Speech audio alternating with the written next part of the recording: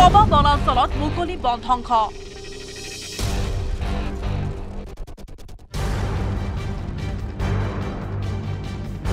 সবংশে ধ্বংস কৰাৰ দিশে অগ্ৰসৰ বন। ন পৰিকল্পনাৰে বনদস্যুৰ ধ্বংস কাৰ্য। নিৰ্বিকাৰ ব্যাগুম বন বিভাগ। ধেমাজি জিলাৰ জোনাই একমাত্ৰ বাচি থকা বন্যপ্ৰাণী অভয়াৰণ্য হিচাপে প্ৰস্তাৱিত ৩ মাইল বিতৰ অন্তৰ্গত পবা বনাঞ্চলত এতিয়া চলিছে মুকলি বন ধ্বংসযজ্ঞ। ব্যাগুম জোনাই বন বিভাগৰ কুম্ভকৰ্ণৰ নিৰ্দয়ৰ সুযোগ গ্ৰহণ কৰি এফালৰ পৰা বনাঞ্চলৰ সৰু বৰ সকলো গছ কাটি তহিলং কৰিছে একাংশ বনদস্যুৱে।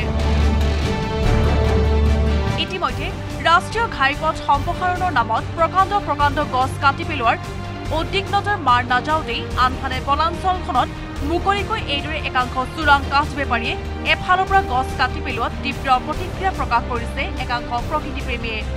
এই গছ কটাৰ কাৰণে আমি প্ৰকৃতি কৰ্মী জনাইবাসী সচেতন ৰাইজে অতিশয় চিন্তিত হৈছোঁ আৰু বন বিভাগক আমি এই কথা অনুকিয়াব বিচাৰিছোঁ, এই কাৰ্য অতি সোনকালে বন্ধ কৰক আৰু এই কাৰ্য বন্ধ কৰিবৰ কাৰণে যথেষ্টযুক্ত পদক্ষেপ লওক।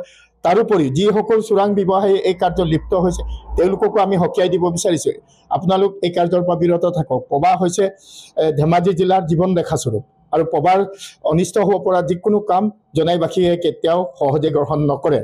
কেৱল গছ কাটি পেলোৱাতে ক্ষান্ত থকা নাই দুষ্কৃতিকাৰী, পাং পাতিছে বনাঞ্চলৰ গছসমূহ মাৰি পেলোৱাৰো। ব্যাগুম জোনাই বন বিভাগক একাংশ চোৰাং কাঠ বেপাৰীয়ে প্ৰত্যাহ্বান জনাই বনাঞ্চলখনত থকা সৰু বৰ গছসমূহ হত্যা কৰিবলৈ চাচি দিয়া হৈছে গছৰ বাকলি।